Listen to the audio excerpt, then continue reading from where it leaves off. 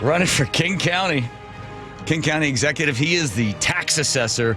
Everybody used to hate the tax assessor, right? During the biblical times, the tax man would come around. It was a respectable job, though. People used to have that job, and they'd go around and they'd keep track of everything. And that was something that during in Rome, right, that was a big part of everybody's job. Go around there and measure doors. I remember an interesting story in the Netherlands. They used to tax you by the width of your door. You ever heard this story? No. So next to the canals there in Amsterdam, there's a door that must be about 2.5 feet wide. So the tax guy would come and go, well, the door's 2.5 feet wide, so here's the tax. You open the door, and the building goes whoosh, goes out about 30 feet. So the smart guy that built the thing said, well, I'll just make the door really small to throw everybody off. You wouldn't have fallen for that as a tax assessor, would you? We had somebody do a similar thing to that with the old Sam Hill mansion where they kept the facade that was historic cool, so they didn't pay any property taxes on it, but they dumped $8 million onto the interior, and I came back and hit them with a lien for back taxes on it. How did that feel? Oh, well, from my perspective, after he boasted on Redfin that he didn't spend a dime in property taxes, I thought that one felt okay. Knocking at the door. Yeah. Or you're knocking the door today because the news has come out from Dow Constantine. I thought he was out of there, but it looks like King County has got to cut a whole bunch of programs because they have to raise taxes. And the programs they decided to cut seem to be mostly along the criminal lines. This doesn't make any sense. It's a huge and disastrous proposal to just gut criminal justice. You want to hear my theory since it's my talk show? Sure. Here's my theory. It's like putting your arm around the taxpayer, get it right around his neck. Then you hold a gun to his head. You say, now listen, we're going to have to raise taxes or I'm going to have to shoot you, or if I don't shoot you, I'll let a criminal come in here and shoot you. Because look at the cuts. They're going to cut from the jail. They're going to cut the police. They're going to cut the sheriffs. They're going to cut juvenile. They're going to cut everything to make everybody scared. Oh, we better raise taxes. They're going to let the criminals out. They already let the criminals out, but we're really going to let them out now because we're not going to fund it. Well, you look, it's $30 million out of the sheriff's office, $15 million out of the prosecutor, $50 million out of the court. I mean, you can't have a criminal justice system that you gut that way. Right. And God knows we've got a problem with public safety, and we don't seem to act like it. So they want to cut, what's the total at the bottom of that line, $150 million? Yeah, over a 2-year period, so $75 million a year. So you do this for a living. You know where the money is. You know how to make the cuts. You know how you could fund different things. You did it before. We talked last time you were on the air. You talked about the fact that they wanted to get a whole new fleet of cars, and you're like, what are we, the car's got 30,000 miles on it. Why are we buying new cars? So just even the simple stuff, and they said, well, that's only a small percentage. Who cares? It's still a savings. But with that eye that you have, you see, here's a chance. There's some revenue. There's some cuts. Let's cut before revenue. So this is a scare tactic of $150 million. Well, and before you do that, you owe it to the public to be accountable to them, to say, look, we're going to first scrub our own budget. And you can do things like, rather than cycling the fleet vehicles every 5 years, do 7 or 8. For God's sakes, I bought 5 vehicles for the price of 1. Yeah. And that. Space. You could save millions of dollars in office space that we're leasing. And frankly, we don't have anybody in the chairs. So, empty it out, close it down, and get out of those leases. And then, frankly, let's show that we've got some skin in the game, and you freeze the salaries of upper level managers throughout the county. We all make good money. We can afford to take a haircut for a while to make sure that we're sending the right signal to everybody that we're serious about this. But you've got to take responsibility that you got to fund criminal justice first. Right. That's got to be the county's priority. So what do you think of this? You think this is just bluster? Well, you can't help but think that the timing of it is such that with the legislature in session and the talk about the 1%, and look, in the past I've supported it, but I go first, for God's sakes, let's get serious about spending. Because just frankly, as Olympia has a problem with spending, so does the county. Right. We suffer from what I call shiny object syndrome. And what we've done a lot over the last couple of years, especially coming out of COVID, is we took money that was one-time money and we put it into programs that had year after year. And John, from your own experience, that's just asking for trouble. How, by the way, were all the adults when they did that, were they all somewhere else and they had a bunch of 4-year-old sitting there going, oh, yeah, let's create a budget line and then start to fund that, even though we know that money's not going to be there next year. That is the weirdest thing that they did that. I know, but it's like unabashed and unrealistic faith that, there's manna from heaven that will come forever. And it doesn't, And then the other problem you frankly got is you've got a legislature that loves to pass on unfunded mandates and shove them over to the county and say, you pay for it. You go, great, using what for money? Yeah. And that puts an unfair burden on homeowners.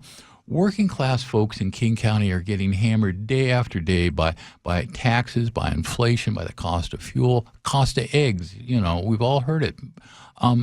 And we have some obligation to the public to say, we've got to be better stewards of your dollar. But we've also got to make sure, for God's sakes, you're safe. I was down in Pacific last week talking to the police chief. He said, John, here's what happens if I have a guy I pick up on a felony after 2 p.m. And here's the dirty little secret the county didn't like to talk about. Are we allowed to talk about this? Yeah, shh, everybody be quiet. All right. We only Believe me, run. no one's listening. Go We ahead. only run the bookings at the King County Jail, both downtown. Well, in Kent, we run it from 7 a.m. to 2 p.m. weekdays only. Oh. As if at 2 o'clock, all the crooks just say, you know what, it's time to knock it off for the night. Let's go home, put our feet up, we'll watch a little ESPN, everything will be fine. Come on, give me a break, for God's sakes, And the police chief said, look what happens if I bust somebody then, my cops got to take them all the way up to Seattle to book them. That means they're out for probably 3 to 4 hours. They can get the cop, is back home later than the goddamn criminal, that has done the deed, because he's hopping light rail or something and getting from downtown to Pacific back in no time. Yeah. It makes no sense, and we've got to figure out, how do you fund criminal justice in a stable and reliable way? And we've failed year after year after year. To me, the first job of government before the bike lanes is safety. You cannot have a town, a civilization, without people knowing that they are safe and their property is safe. Without that, you don't have anything. Nothing. That was the beginning of government. The marauders used to come into a town and rape and pillage and take everything. One time, they came into a town, I think this was somewhere in maybe in Europe, and they said to the marauders, hey, I'll tell you what, if you stay here for the year, we'll feed you, we'll take care of you, we'll give you everything you need, whatever. Just stay. So when the next group of marauders come in, will you fight them for us and stop them from taking not only your stuff, but our stuff? And they said, yeah, we'll do that. And that was the beginning of government, was the idea that our stuff would be safe. Somebody would stop somebody else from coming in and stealing it.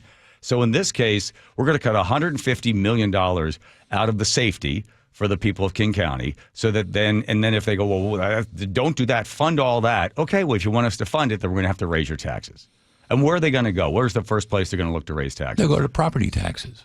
We tried a sales tax and that failed. And the problem is a sales tax hits those people that are most vulnerable economically anyway. We already have the most regressive sales tax in the United States. Right. So you come to a property tax, but our property tax is really starting to hammer the middle class, and that's why we're waiting right now. We've got a bill in Olympia that would put a $250,000 exemption on property taxes for every taxpayer in King County, every taxpayer in the state, in fact. So it at least lower some of the pain. But it's again, look, these kind of gaps in our public safety system are having deadly consequences. Sure. You think of back in December, the poor Metro driver, Sean Yim, just doing his job, man, just doing his job. And some guy half crazed pulls a knife out and stabs him to death. A guy who literally a year before had killed his domestic partner, and the prosecutor took a pass on filing criminal charges against him. Right. That's what's going to happen if we don't fund criminal justice adequately, is you just open the door to that kind of crime to keep happening and happening, and it's got to be closed. The two other folks that you're running against, have you heard where they are on this latest proposal? Well, nothing from them yet. And, both of them seem to have trouble uttering the words public safety, let alone practicing it. Right. One of them in particular was very excited about what was happening in Minneapolis when they talked about getting rid of the police department entirely. He said, "Boy, this is I'm so excited. This is in 2020." He said, "I'm so excited to see this. I'm hoping this spreads across the rest of the United States, that we get rid of police. If we get rid of police, we get rid of the murder. We stop all of these problems." He said, I think this is like, I don't know if he referred to it as utopia. These not his words, my words, as I remember watching the tape, and anybody else can see it. I think we even have it somewhere, where he was so excited that Minneapolis was thinking about getting rid of the police department. That's one of your guys that you're running against. Yeah, I know. Yeah. So in this case, what would happen if they got their wish and people folded on this thing? What kind of taxes, property taxes, would they be looking at? Let's see, to raise another $150 million, you're probably looking at another 10% or so. In addition to whatever fluctuations you get and that. It'd be one thing if, for example, John, one of the possibilities would be if you have to go, I'd say in order of priorities, what we ought to do first is scrub the damn budget. Scrub it hard and get down to it, because I know from having been there, on the inside, on the outside, there's money we can save. Second, get the state to pick up and stop thrusting unfunded mandates at us, but pick up the cost of public defense, which virtually every other state in the country does. That'd help. And then, only then do you go to voters. But then what we ought to do is say, if you go along to approve this, and you got to put it, I think you have to put it before the voters. Don't have the council do it by itself. But you put it before them. But you say, this added revenue will go specifically to criminal justice and criminal justice only. And we're not going to play the shell game like we often do. Right, put it in the general budget and then suck it out of there and move it all around. Yeah. Yeah. And you say, this is going to be dedicated to that, and we're not going to come back. And you probably should also sunset it or have some kind of review so that in some period of time, like a 5-year period, you go back to the voters and you say, did it work? Are you getting, your dollar's worth?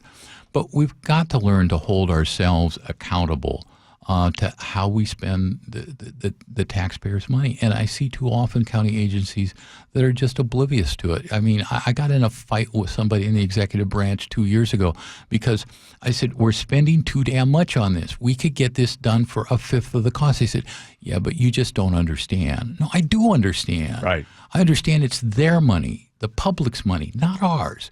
And we need to be a much better steward of it. We're talking with John Wilson, the King County tax assessor. The bad guy now wants to be the good guy, the King County executive. So would you do zero baseline budgeting, get in there and ask each department to justify every single dollar that they're spending? I'm not sure if I'd go quite that far, but I'd sure head in that general direction. We've already, my team's already talked about if we get elected, and I think we will, because I think common sense is the majority opinion in this county. I think what you do is you ask each and every agency to come back to you and justify their budget, literally line by line. It's sort of the same thing. Mm-hmm. But also tell them, what I also want is 5 ideas from you on how to cut it and either how you can be more efficient or how you can cut your spending. But you hold them to that. And you take those and you start to stack them in order of effectiveness and then you implement them. And you have the courage to frankly say to agencies and to say, sadly, to some community groups that have gotten used to living off the county, sorry, but the till is empty and you're going to have to find money elsewhere, but it's not coming out of King County's budget anymore.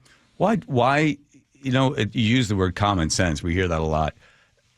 Why is common sense in such short supply when it comes to politicians? It's not sexy, dude. I think sexy. I think John Wilson. I mean, there's nothing sexier than you with the matching tie and the little thing there in the pocket. But it's not sexy to talk about common sense. Common sense isn't sexy, but it may make a rebound. Yeah, it's nicer to spend people's money than to actually save people's money, right? Because Santa Claus doesn't have many enemies.